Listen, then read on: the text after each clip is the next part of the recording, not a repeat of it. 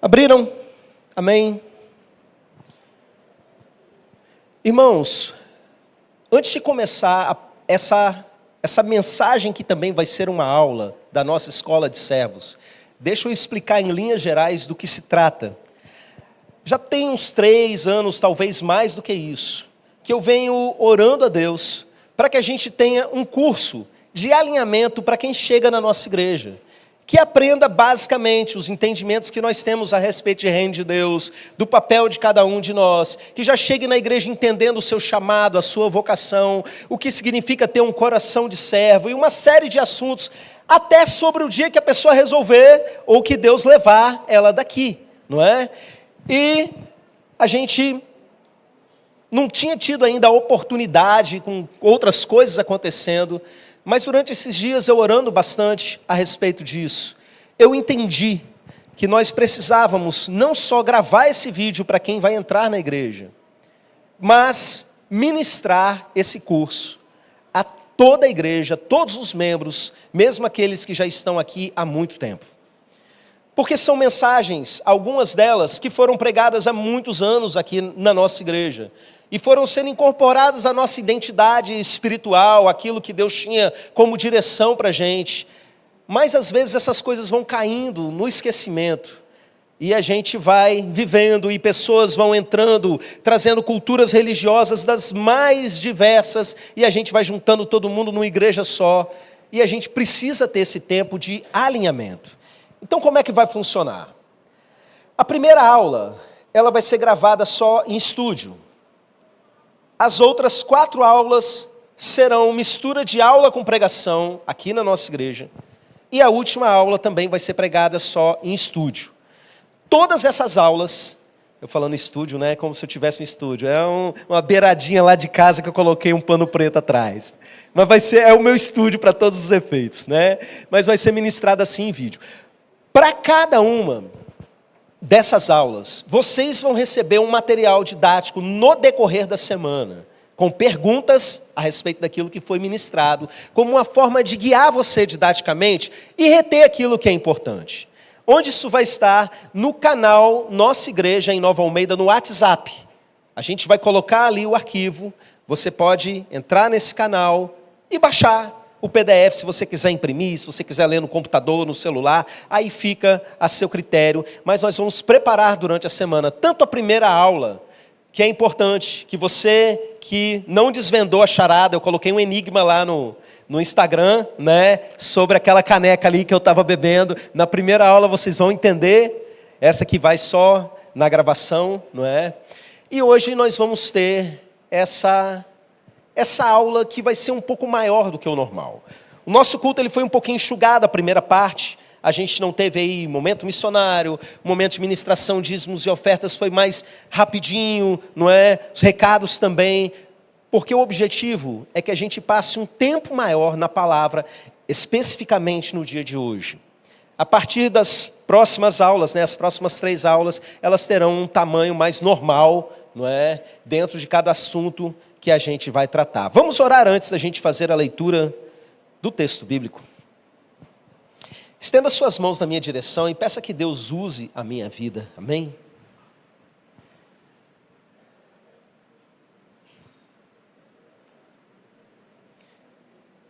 Meu Deus, cada um chegou aqui querendo ouvir uma palavra vinda do Senhor, precisando de respostas muitas vezes, de alinhamento espiritual. E eu peço, meu Deus, tenha misericórdia de nós, tenha misericórdia da minha vida. Eu sou um simples ser humano. E eu dependo 100% da Tua graça e misericórdia, para que a Tua palavra flua aqui nesse ambiente, meu Deus. Em nome de Jesus. Amém. Amém. Apocalipse, capítulo 1. Nós vamos ler a partir do verso de número 9, que nós lemos assim.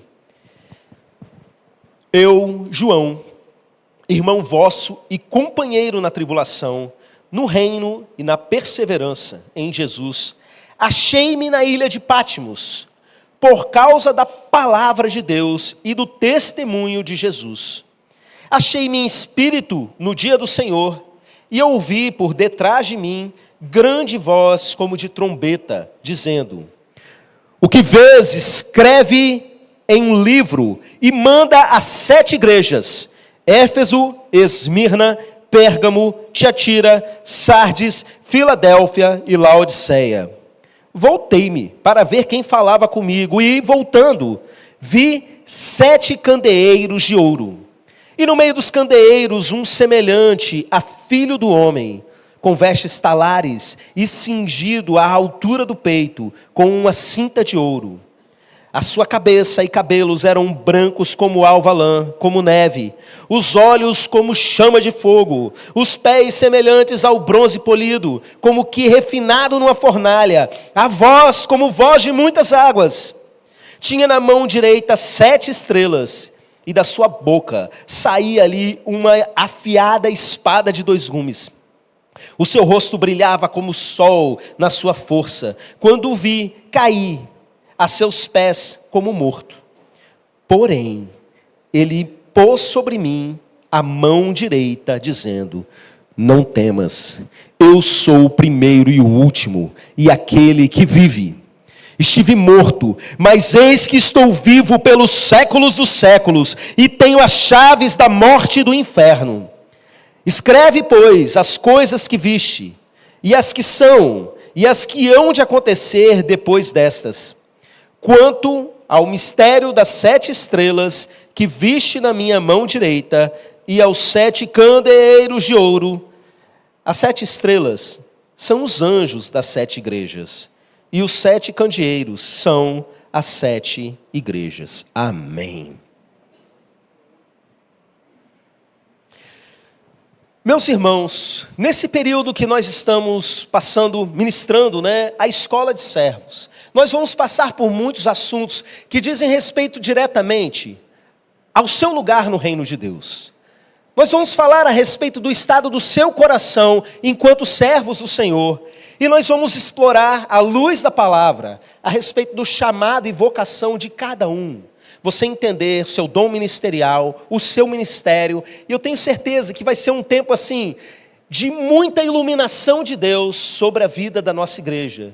E cada um de vocês que de fato decidir prestar atenção, se debruçar, entrar em propósito de oração a respeito disso, você vai entrar numa fase maravilhosa no seu relacionamento com Deus, no seu ministério, no chamado que Deus tem sobre a sua vida. Mas antes de chegar nessa parte, nós vamos ter essa primeira aula, que talvez num primeiro momento você não consiga compreender o que isso tem a ver comigo. E à medida que eu for falando e explicando as coisas que nós temos aqui nesse texto, que nós acabamos de ler, talvez você fique assim, tá, mas e daí? E escola de servos? Mas eu já te adianto o seguinte, essa aula inicial, para a gente poder entender o papel de cada um e o seu papel no reino de Deus, nós precisamos entender o ecossistema onde nós vivemos. Nós vamos falar a respeito da sua proteção espiritual, da sua alimentação espiritual e da sua saúde espiritual. Então, meus irmãos, para que a gente consiga aproveitar bem o que vem pela frente, a gente precisa passar por esses assuntos da aula de hoje. E o que é isso? O que é esse texto que nós acabamos de ler? João estava na ilha de Patmos, ele tem uma grande visão. Ele vive uma experiência surpreendente, quando o próprio Jesus, ressuscitado, aparece diante dele. Só que Jesus aparece com um monte de símbolos extremamente estranhos para a gente, até se for tentar desenhar isso, porque os olhos são como chama de fogo, mas o rosto, ele brilha como o sol, que costuma ser algo mais forte que chama de fogo, não é? E da sua boca sai uma espada afiada. Irmãos, eu acho que eu já preguei sobre quase todos esses símbolos que aparecem a respeito da figura do Senhor Jesus, como por exemplo, os pés de latão reluzente. Mas diante de todas essas coisas, com João perplexo, João cai no chão quando ele vê tudo aquilo, de tão espantoso que é estar na presença do Senhor. Jesus, ele não explica nenhum daqueles outros elementos. Ele explica apenas 2. Jesus estende a sua mão direita sobre João, o coloca de pé, e ele fala que ele explica, não é? Ele faz a sua apresentação e o texto termina dizendo: quanto ao mistério das 7 estrelas que você viu na minha mão e os 7 candeeiros, eu vou explicar para vocês. É tipo assim, você viu uma porção de coisa maravilhosa, tudo isso aqui, algumas coisas talvez ele tivesse entendido, outras não, mas existem 2 coisas que eu mesmo quero explicar para você. Para quando você mandar essas cartas, que eu preciso que você mande para as minhas igrejas, eles entendam essas 2 coisas: os 7 candeeiros de ouro e as 7 estrelas. E eu vou começar falando a respeito das 7 estrelas. E metade da nossa mensagem aula vai ser sobre essas 7 estrelas. E a outra metade sobre os 7 candeeiros de ouro. E talvez essa metade não seja bem partida no meio, um pedacinho fique maior do que o outro, não é? Mas eu vou explicar para vocês o porquê que isso é importante sobre a sua vida. O próximo versículo que nós acabamos de ler aí, desse texto, o primeiro versículo do capítulo 2, ele vai dizer assim: ao anjo da igreja em Éfeso, escreva. Isso para a gente é importante. Na leitura, você prestou atenção quando Jesus disse o que eram as 7 estrelas. Ele disse que essas estrelas na sua mão direita eram os anjos de cada uma dessas igrejas que ele estava mandando carta. Ele explica que cada uma dessas estrelas que estavam na sua mão direita eram os anjos dessas igrejas. E quando a gente fala anjo, naturalmente, no nosso folclore religioso, a gente imagina ali um cara grandão, com grandes asas, talvez com espada de fogo na mão, não é? E ao anjo da igreja, você imagina que na beiradinha do prédio da igreja tem um anjo em pé. E alguns teólogos até entendem que seja isso, um ser espiritual. Mas eu quero mostrar para vocês uma outra visão. A palavra anjo, meus irmãos, no texto original, que a Bíblia foi escrita no grego, ele significa literalmente mensageiro. E quando esse mensageiro é um mensageiro de Deus ou do diabo, um ser espiritual, é chamado de anjo. Anjo de Deus, anjo de Satanás. Jesus usa essa expressão, Paulo usa essa expressão. Mas, meus irmãos, quando se trata de um mensageiro humano, é exatamente a mesma palavra que se usa, que é traduzido para a gente como anjo. Então, algumas pessoas leem esse texto e pensam que é um ser espiritual, outras leem esse texto e pensam que é um ser humano que está ali trazendo a mensagem. Pois eu quero mostrar para vocês, primeiramente, para você entender rapidamente, que tem evidências claras no texto que mostram que esse mensageiro que está aí não é um ser espiritual, é um simples ser humano. E a gente vai descobrir quem ele é. O anjo da igreja, meus irmãos, é a pessoa que vai receber essa carta. Quando Jesus está mandando uma mensagem para a igreja, a carta começa assim: ao anjo da igreja escreva. E a carta é escrita em sua maior parte para esse anjo, ou seja, para esse mensageiro, porque está falando no singular. E de repente, no meio dessa carta, algumas partes estão sendo faladas em plural. Aí é para a igreja, de uma maneira geral. Mas as outras partes estão falando no singular. Ele está mandando essa carta para o anjo. E não só isso, os pecados desse anjo são pecados de líderes. Eu tenho contra você, anjo da igreja tal, que você está deixando essa pessoa ensinar. E essa pessoa está ensinando prostituição aí no meio da igreja. Eu tenho contra você, que você abandonou o seu primeiro amor. Se arrepende, senão eu vou mudar a sua igreja de lugar. Então, meus irmãos, esse anjo que nós lemos aí no texto é um ser humano, é um mensageiro, é alguém que tem a responsabilidade de transmitir a palavra, a mensagem de Deus para a igreja. É aquele que no nosso folclore religioso, nossa cultura religiosa evangélica brasileira, nós chamamos de, geralmente, pastor presidente da igreja.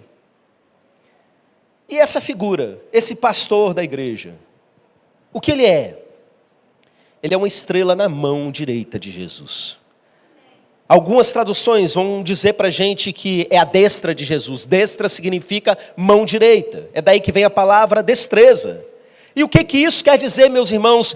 Quando você faz uma pesquisa na sua Bíblia a respeito dessa expressão destra ou mão direita, você que tem aí um celular, né, com a Bíblia online, você digita, vai aparecer todas as referências do Antigo Testamento e você vai entender o seguinte, que a mão direita de Deus, ela representa poder, autoridade, juízo, justiça, mas também ela representa proteção, amparo, vitória.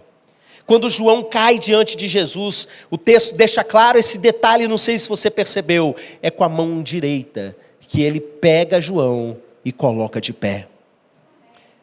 O pastor da igreja, ele está na mão direita de Deus, da mão direita do próprio Jesus. E o que isso significa, meus irmãos? Ah, pastor, ele é um anjo e ele está dentro da mão direita de Jesus, quer dizer então que ele é perfeito? Não.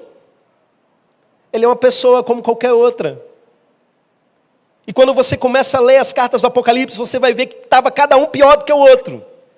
Dos 7 anjos, 5 estavam extremamente problemáticos. E Jesus chama a atenção deles. Mas mesmo eles, cheios de defeito, Jesus fala, eles são as estrelas que estão aqui na minha mão. No lugar de autoridade. E por que eles são estrelas? Presta atenção que isso tudo tem a ver com a vida de vocês. Eu vou começar falando a respeito da pessoa do pastor da igreja, mas isso tudo tem a ver com a vida de vocês. Por que Jesus fala que o pastor é uma estrela? Esquece essa ideia contemporânea que nós temos de estrela no sentido popstar, estrela do rock, estrela de Hollywood. Na antiguidade, o símbolo da estrela era outro. Estrela era símbolo de referência.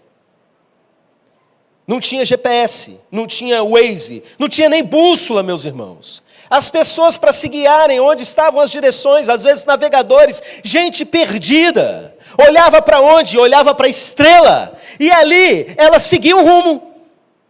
Então, quando Jesus diz que o pastor, ele está na mão direita, ou seja, no lugar de cuidado, no lugar de autoridade, ele também diz que eles são estrelas, porque eles são referência para as pessoas. Às vezes, meus irmãos, o pastor é uma pessoa extremamente limitada, e eu conheci muitos assim, sem muito estudo. Mas quando se olhava para a vida deles, todo mundo podia dizer, eu quero que a minha família seja daquele jeito, eu quero que a minha vida seja assim. Porque, mesmo com defeitos, é uma pessoa que está ali na presença do Senhor. O pastor, ele serve como referência, mas não só isso, ele serve de guia para um rebanho. E quando a gente vai falar a respeito do nosso movimento enquanto corpo de Cristo, como igreja de Jesus, a gente precisa entender a respeito dessa atribuição do pastor, de apontar a direção como estrela. E o que isso significa, meus irmãos? Irmãos, a Bíblia inteira, quando Deus quer levar o povo numa determinada direção, preste atenção nisso. Ele não faz uma assembleia extraordinária para decidir qual é a direção que vai ser tomada. Aliás, todas as vezes que o povo se juntou para fazer uma votação, deu ruim. O povo queria voltar para o Egito. O povo queria escolher Barrabás ao invés de escolher Jesus. Quando você olha para o sistema de liderança da Bíblia, do Antigo Testamento até o Apocalipse, Deus levanta alguém e essa pessoa guia o povo. E a gente precisa ter esse entendimento para que a ideia de autoridade pastoral seja resgatada. Irmãos, às vezes acontece em reuniões da igreja. O pastor está lá orando há anos a respeito de um assunto. E traz aquilo para os irmãos. E de repente um irmão que nunca orou nem 5 minutos a respeito daquilo, vira e fala, mas e se a gente fizesse dessa forma? E você sabe o que é pior? A ideia é boa. É melhor do que a do pastor. Mas não é o que Deus mandou. Sabe? E se perde. E atrasam-se meses o que Deus tinha por fazer. Às vezes anos, meus irmãos. Eu vou chegar lá. Tem a ver com a vida de cada um de nós. Eu me lembro, uns anos atrás, eu ouvi a história de uma igreja de uma grande cidade do sul do Brasil. Eu não vou falar o nome dela aqui. Mas essa igreja viveu a seguinte situação. O pastor reuniu essa igreja e falou assim, irmãos, eu estou entendendo de Deus que a gente precisa sair desse templo. Vamos comprar um terreno num outro bairro que está sendo construído. E ali nós vamos construir o nosso novo templo para o tempo que nós temos para viver. E foi um rebuliço na igreja, porque as pessoas se sentiram tremendamente ofendidas. Nós trabalhamos tanto para levantar esse lugar, porque aquele tijolinho ali foi colocado pelo irmão fulano, o saudoso irmão fulano, e fez aquele drama. E resultado, o coração das pessoas ficou dividido. Eles não seguiram a direção que Deus tinha dado para o pastor. E sabe o que aconteceu? O bairro cresceu, se tornou um local com grande população, precisando ser alcançada. E o local onde eles estavam, o centro da cidade, morreu. Se tornou um lugar perigoso, que as pessoas tinham medo de andar ao entorno da igreja, quase que uma cracolândia. Porque a direção de Deus era em outra direção, meus irmãos. E da onde vem isso? O texto diz: ao anjo da igreja tal, são 7 igrejas que fala, escreva. Quem recebe essa mensagem e tem a responsabilidade de transmitir para a igreja é o anjo da igreja. Irmãos, eu quero que vocês pensem nessa atribuição de passar a palavra, de pastorear o povo por meio da pregação e ensino da palavra. Porque muitas vezes as pessoas esperam que o pastor tenha uma série de outras atribuições que a Bíblia não diz que ele tem que ter. E quer que ele seja um tipo de capelão, e quer que ele seja um tipo de, sei lá, um erudito, um grande administrador, um gestor, qualquer outra coisa, menos pastor. E a gente precisa compreender isso. Tem um exemplo muito forte na Bíblia. Atos capítulo 6. A igreja cresceu demais, e presta atenção nisso, a igreja tem que crescer. Você não está numa ilha deserta. Você está num lugar cheio de gente ao redor indo para o inferno. Uma igreja que continua ano após ano do mesmo tamanhozinho, sem avançar, sem ganhar as pessoas. Tem alguma coisa errada. Precisa fazer ajuste, meus irmãos. Entenda isso. E nisso que a igreja cresceu muito, eles começaram a ter problema na parte de ação social da igreja. Olha só. Algumas pessoas não estavam recebendo a distribuição de alimento lá e tal. E aí eles foram atrás da liderança da igreja. E a liderança da igreja, o povo estava ali cheio do Espírito Santo naquele momento. É Atos 6, meus irmãos. Eles dão a seguinte orientação: escolham líderes aí. Obreiros, eles vão chamar isso depois de diáconos. Escolham essas pessoas para que eles façam essa parte operacional. Gente de respeito, gente cheia do Espírito Santo. E assim a igreja escolhe ali pessoas para liderarem essa parte. E olha a resposta que esses apóstolos dizem. Eles falam assim: e nós nos dedicaremos à oração e à palavra, e ao ministério da palavra.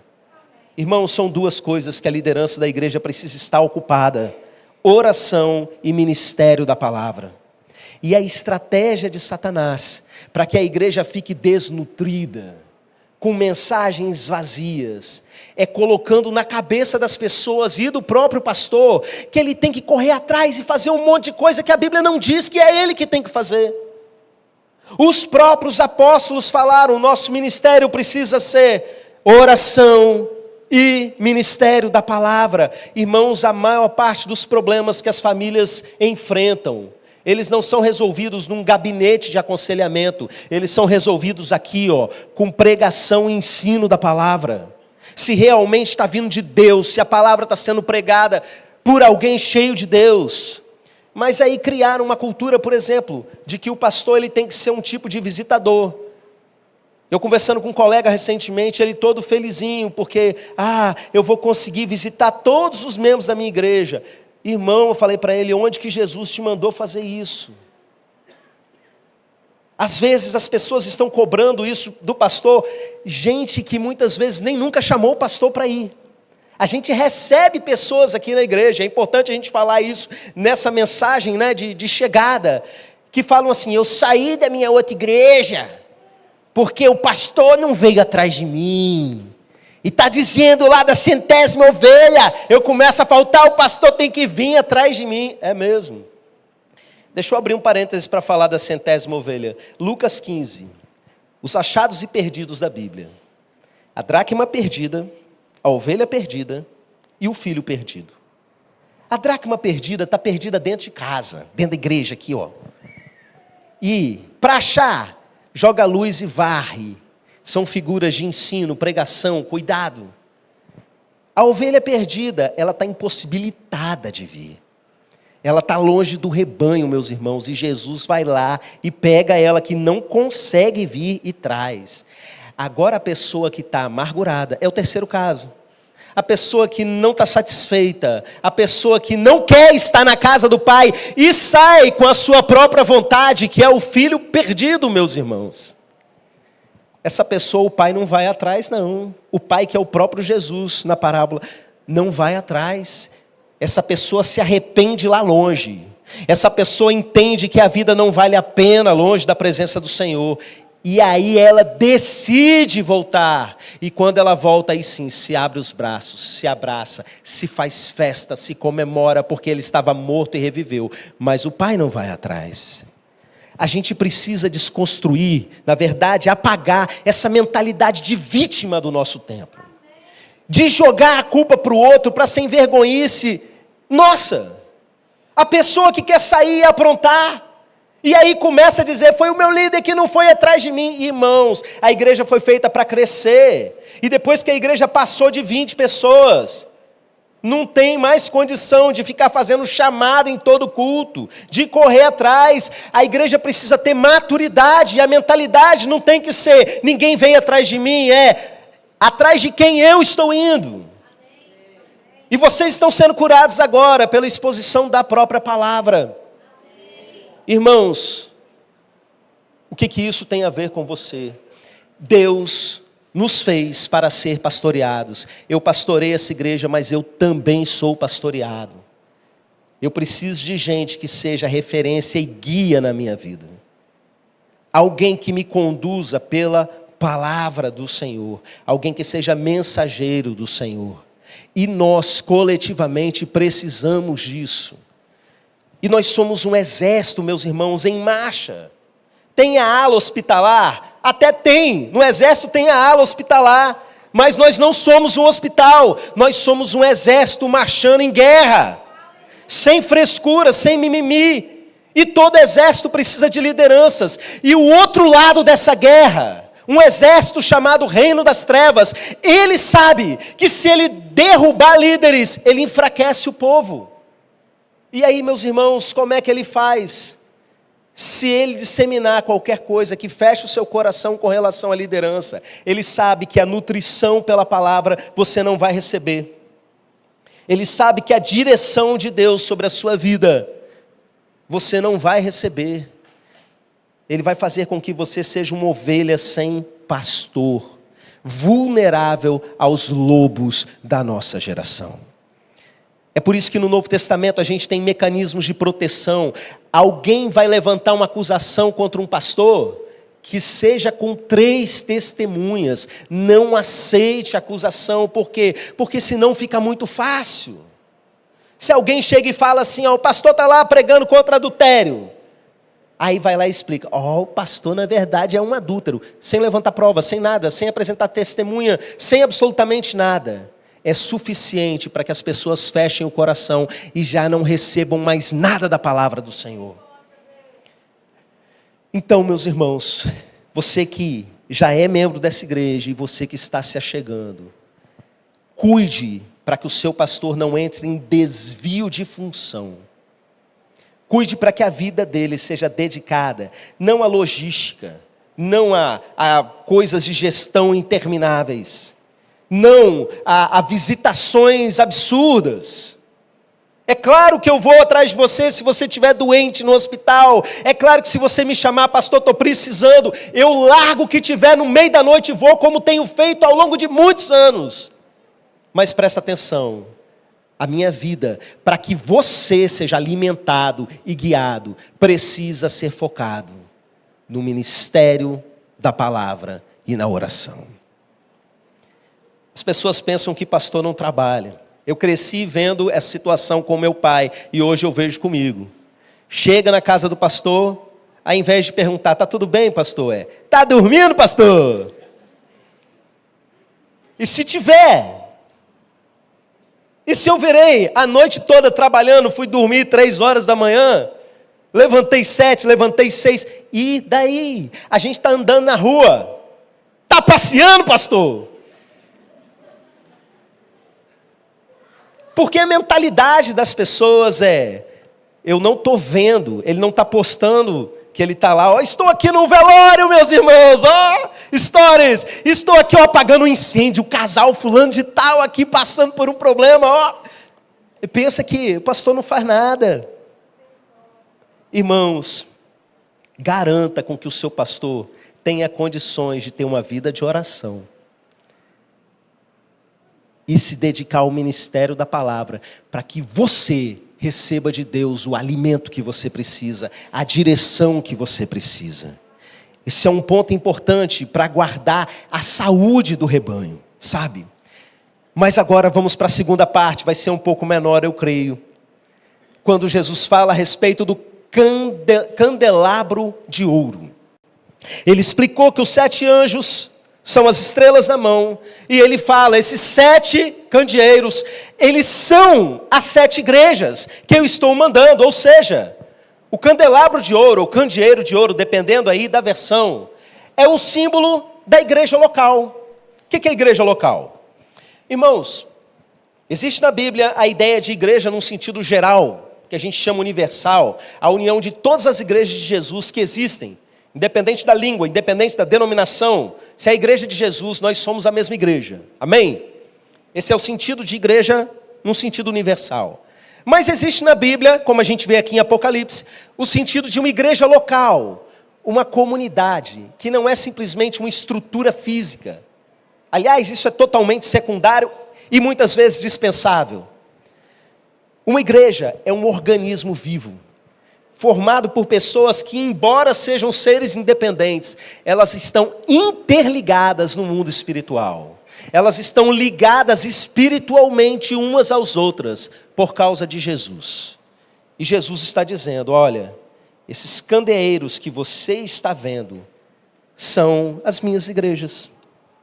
Eu sou aquele, Jesus diz, eu sou aquele que passeia no meio dos candeeiros de ouro.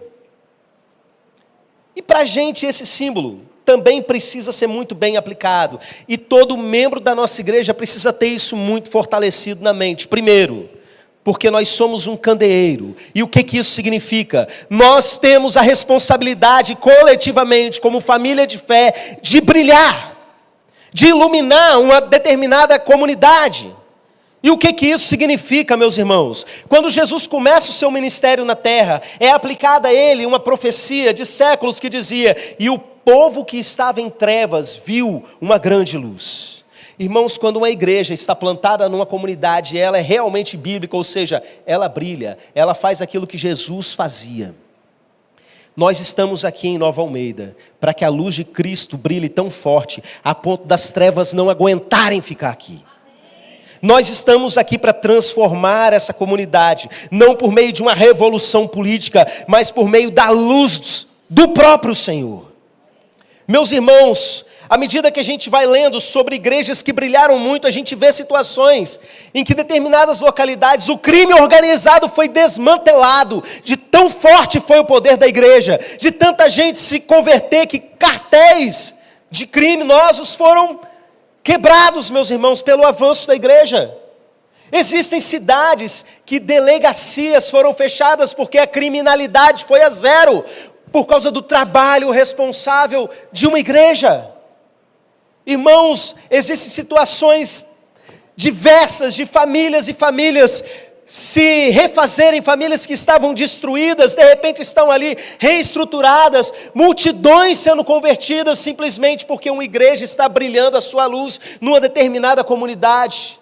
Existem relatos, meus irmãos, da até a natureza corresponder a isso, da presença de Deus está tão forte, que até lugares que não tinha mais peixe, os peixes voltam a existir. Lugares que eram inférteis, de repente começam a produzir alimento, porque a luz começou a brilhar de forma sobrenatural. E o que isso quer dizer, meus irmãos? Como é que a gente pode brilhar dessa maneira? Irmãos, brilhar não é assim não, ó. Não é uma iluminação elétrica que você vai lá e vira uma chave, um interruptor e ela brilha. Uma igreja é um candeeiro. Como é que um candeeiro brilha, meus irmãos? Alguém responde bem alto para mim. Fala bem alto, irmão Eric. Com fogo. Uma igreja precisa ter fogo. E a gente lê na sequência dos capítulos de Apocalipse que essa chama, essas 7 chamas que estão ali, são o próprio Espírito Santo de Deus. Uma igreja para fazer essa transformação em uma comunidade, e nós estamos aqui para isso, ela precisa queimar de verdade. E para queimar de verdade, ela precisa estar cheia do azeite, meus irmãos. A gente vai ter uma aula mais para frente só sobre cultura de avivamento. Porque a igreja não pode se transformar num tipo de ONG de ação social. A solução de Jesus para transformar uma comunidade não é uma ONG, não é uma política pública, não é, de repente, até uma base missionária. Eu não sou contra nenhuma dessas ações. Tudo isso é válido, cada um na sua profissão vai resplandecendo a luz de Cristo. Mas a estrutura que Deus colocou no mundo para transformar comunidades se chama igreja, meus irmãos. E ela ilumina, porque ela queima. E Jesus diz que ela é de ouro. E eu quero que você preste atenção nesse detalhe que talvez seja o mais importante de todos, até aqui. Irmãos, o ouro é um símbolo daquele período e até hoje, que fala para a gente sobre algo que é extremamente precioso. O ouro é o símbolo da preciosidade. E Jesus diz que as suas igrejas são os seus candeeiros de ouro, os seus candelabros de ouro. Você sabe o que isso significa? Que a igreja para Jesus, ela vale ouro. Porque ela é a sua única estratégia. E não só por isso, ela é a noiva do Cordeiro. Jesus amou tanto a sua igreja, que a si mesmo se entregou por ela, morreu pela sua igreja, meus irmãos. O Novo Testamento, quando vai se referir a uma igreja local, lá na 2ª carta de João, por exemplo, vai tratar com carinho, com cuidado, vai virar e vai dizer assim: a senhora eleita, olha que honra, olha a maneira como se trata a igreja do Senhor, meus irmãos. Eu quero que você entenda o que estava acontecendo com essas igrejas do Apocalipse, que Jesus chama de candeeiro de ouro. Das 7 igrejas, 2 estavam ok, as outras 5 estava tudo porqueira, meus irmãos. Uma daquelas igrejas, Jesus diz assim, ó: eu estou a ponto de vomitar vocês da minha boca, porque vocês são mornos. O próprio Jesus falando isso, mas presta atenção, a respeito dessas mesmas igrejas, ele diz: vocês são o meu candeeiro de ouro, vocês valem ouro para mim. Por que isso é tão importante, meus irmãos? Porque a gente vive numa época em que as igrejas, elas vêm sofrendo um ataque generalizado. E se você se basear em situações isoladas, ou naquilo que é propagandeado nas redes sociais, você vai ter a impressão de que está tudo perdido, que não existe mais igreja séria no mundo, que todos estão corrompidos. Presta atenção, isso é mentira do inferno. Vencendo vem Jesus. Ainda existem igrejas sérias, igrejas comprometidas, igrejas que queimam, igrejas que iluminam, que transformam comunidades. A arma do inferno, meus irmãos, é a propaganda. É assim desde o jardim do Éden. É assim, é por meio da propaganda que Satanás convenceu Eva. E é assim nos dias de hoje. Por quê? Porque ele quer desigrejar as pessoas. Ele quer que as pessoas se tornem amargas com relação à igreja, a ponto de se desiludirem e de não quererem mais estar no lugar onde elas são fortalecidas, no lugar onde elas são alimentadas, no lugar onde elas são guiadas. Ele sabe que se desigrejar uma pessoa, essa pessoa simplesmente vai ficar uma ovelha desgarrada, mais uma vez, vulnerável para a ação do lobo. Então entenda, defenda a igreja. Não aceite acusação contra a igreja do Senhor. Irmãos, tem muita gente fazendo chacota. Irmãos, tem muita gente semeando discórdia, semeando desinformação e mentiras a respeito da igreja. Presta atenção no que eu vou dizer. A igreja é a noiva de Cristo. Não jogue pedra na noiva do Cordeiro. O noivo dela é alguém muito poderoso. Você não vai dar conta. E a propaganda contra a igreja não vem só de fora, meus irmãos. Porque de fora é mais fácil da gente se defender. Um ateu falar contra uma igreja. Uma pessoa zombar da igreja, naturalmente você já se prepara. Mas Satanás usa pessoas enfraquecidas no meio da igreja. E até pessoas que pertencem a ele. Para fazer com que você perca a sua ligação espiritual com os seus irmãos. E se torne totalmente vulnerável a ele.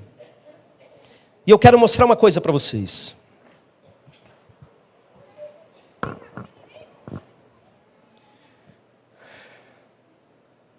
O que é isso aqui? Não é a Tupperware, não. É um pouquinho mais barato.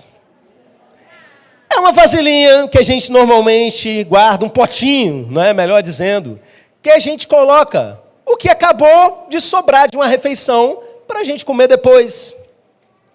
E acontece bastante isso. Você fez aquele almoço de domingo e sobrou comida e você coloca no potinho, por quê? Porque quando chegar do culto, você já tem a janta pronta. Quem nunca fez isso? E meus irmãos, às vezes está lá na geladeira. E eu vou te falar, tem comida que fica mais gostosa depois do que na hora. Mas eu quero que você imagine a seguinte situação. Você resolve comer algo, vocês resolvem comer algo que está lá na geladeira, está gostoso, foi fechado hermeticamente, foi refrigerado, não tem tanto tempo assim, e de repente pega e alguém fala assim, será que esse negócio aí está bom mesmo? E aí a pessoa abre o pote, e a pessoa faz isso aqui, ó.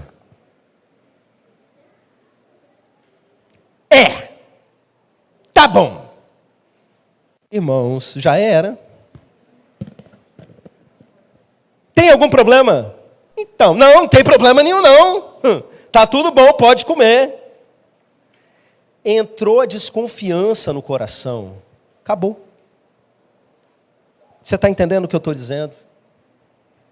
Muitas vezes Deus tem um alimento perfeito, saboroso, pronto do jeito que você precisa, no momento que você precisa.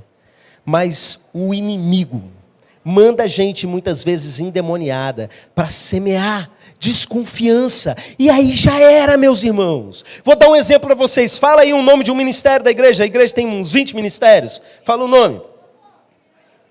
Libras, louvor, sonoplastia. Vou escolher louvor porque é muito visível, né? Libras também é bem visível. Você chega num lugar maravilhoso como esse, lugar de descanso, lugar da presença do Senhor. Irmãos, a nossa igreja ela é tão diferenciada, que quando a gente recebe missionários, e a gente recebe muitos missionários, glória a Deus por isso, eles entram aqui, pessoas que às vezes rodaram vários lugares do mundo, eles param aqui dentro, e eles começam a chorar do nada, às vezes por passar pela porta. Vocês viram um testemunho há poucos dias atrás? Eu vejo isso todas as vezes que tem alguém de fora aqui na nossa igreja que está acostumado a rodar muitas igrejas. Eu ouvi gente que roda as igrejas de São Paulo, roda na Coreia, roda em tudo quanto é lugar do Brasil.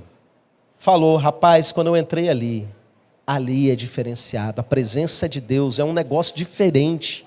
Eu me lembro da família de uma missionária, a missionária pregando e eles chorando, o louvor acontecendo, eles chorando. Eu não sei por que eu estou chorando, eu não sei. Porque não estava acostumado à presença no local. Sabe, quem vem de fora sente isso. Mas, e é aí que entra o ponto. Alguém chega num culto como esse, depois de viver a seguinte situação. Aquele ministério de Libras ali, essas meninas aí, ai, deixa pra lá. O que foi? Tem alguma coisa errada ali. Tem alguém pecado. Não tem não, aqui só tem santo. Ele não precisa dizer quem é a pessoa. Ele não precisa dizer qual pecado é. Ele não se importa em resolver, porque senão ia até a pessoa. Ele não está nem aí para resolver, porque senão ele ia lá falar com o líder. Tem uma coisa horrorosa acontecendo. O que ele quer é matar a sua alegria. O que ele quer é simplesmente fazer com que você se desconecte com a sua própria igreja e fique com um gosto ruim e não sinta mais a presença, porque ele trabalha para o inferno. Ele quer que o veneno que entrou no coração dele entre no coração da outra pessoa. Existem pessoas que estão tão envenenadas, meus irmãos, que todo mundo que anda com elas sai da igreja, não consegue mais frequentar. Ainda que a pessoa diga, não saia da igreja, ela mesmo não sai, mas todo mundo sai. Por quê? Porque o veneno transborda. Porque a pessoa está fazendo isso aqui, ó. Lançando desconfiança sobre o que Deus está fazendo. Irmãos, Deus ministrou isso no nosso coração há muitos anos, sabe? E eu entendi primeiro para o meu. Depois de ver situações que milagres estavam acontecendo no meio da igreja. E um irmão que estava azedo com o outro dizia que a presença de Deus não estava mais ali. Há muito tempo, coisa de 15, 17 anos para trás. E eu comecei a reparar como que pessoas perdiam o melhor da festa por estarem com o seu coração envenenados e perderem completamente a sua sensibilidade espiritual a respeito do que Deus estava fazendo. Aprenda a defender a sua igreja. Presta atenção no que eu vou dizer, como pastor sobre vocês, como alguém que foi separado por Deus, não porque é perfeito, mas porque Deus, pelos motivos dele, me escolheu para ser guia, alguém para ensinar a palavra de Deus, alguém para apontar uma direção. Essa igreja é uma igreja que brilha. Essa igreja é uma igreja que tem transformado essa realidade. Muitos de vocês estão aqui simplesmente porque um dia chegaram e viram o brilho do Espírito Santo, do fogo, do poder do Espírito aqui nesse lugar. E nós vamos continuar transformando toda essa comunidade, meus irmãos. Nós já vivemos coisas tremendas, maravilhosas, mas nós vamos continuar prosseguindo. Abra o seu coração. Se esvazie de qualquer contaminação que talvez ao longo dos anos algum de vocês tenha tido. E se abra para o que o Espírito Santo está fazendo. Descubra o seu chamado. O meu papel, eu não sou melhor do que você, como eu disse. O meu papel é que eu fui rebaixado a pastor. Ah, pastor, mas eu aprendi que a pessoa era levantada, pastor. Na Bíblia não. O reino de Deus é de cabeça para baixo. Nós somos rebaixados a líderes. Eu fui rebaixado a pastor. Esse foi o meu chamado, mas qual é o seu?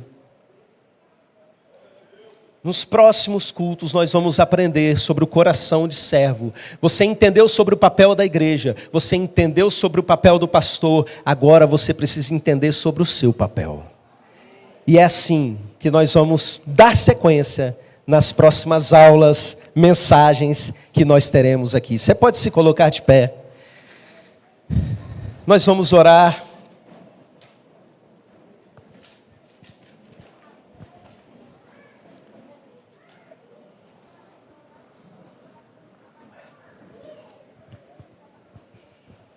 Talvez você não seja alguém que foi envenenado.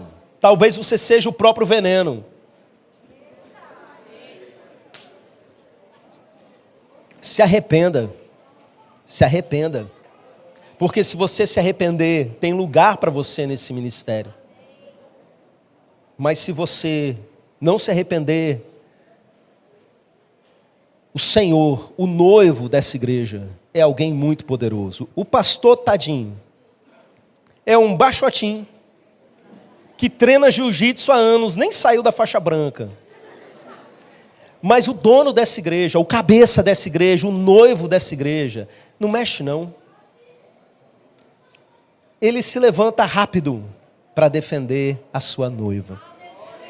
Que essa mensagem caminhe com você ao longo dos anos pela frente. Que você aprenda realmente a defender e honrar e queimar junto nesse candeeiro de ouro. Amém? Feche os seus olhos, pergunta para Deus se alguma área do seu coração tem sido contaminada de alguma maneira, por alguma coisa que seja em redes sociais, seja em internet, seja em influencers, ou talvez até por alguém que convive com você. E esse é um momento de quebrantamento e arrependimento.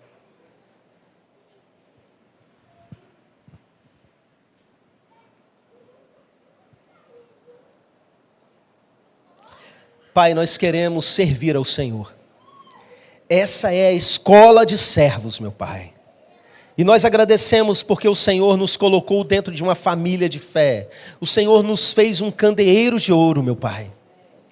O Senhor instituiu líderes sobre nós para nos guiar, nos nutrir, nos proteger com o ensino da palavra. E não permita, meu Deus, que a gente se desalinhe daquilo que é direção do Senhor sobre nós. Nós buscamos alinhamento, meu Deus, porque nós sabemos que como igreja podemos brilhar muito mais. Que a luz que brilha nessa igreja alcance as nações, meu Pai. E brilhando muito forte, ilumine completamente essa realidade ao nosso redor. E que Nova Almeida e todas as imediações sejam transformadas completamente pelo fogo do Teu Espírito Santo, nos avivando, queimando em nós como candeeiros de ouro. Em nome de Jesus. Amém. Amém. Que a graça e a paz do nosso Senhor e Salvador Jesus Cristo, o amor de Deus Pai, e a comunhão do seu Santo Espírito seja com cada um de vocês, meus irmãos, e com todo o povo de Deus pela terra. Amém e amém. Deus abençoe, meus irmãos. Uma boa semana a todos. Essa mensagem edificou a sua vida? Então recomende ela para alguém que você se importa. E olha só, aproveite esse momento para já curtir, fazer um comentário, porque assim você faz com que o YouTube entregue essa mensagem para outras pessoas que precisam dela. E não deixe de se inscrever no canal e ativar o sininho para as notificações.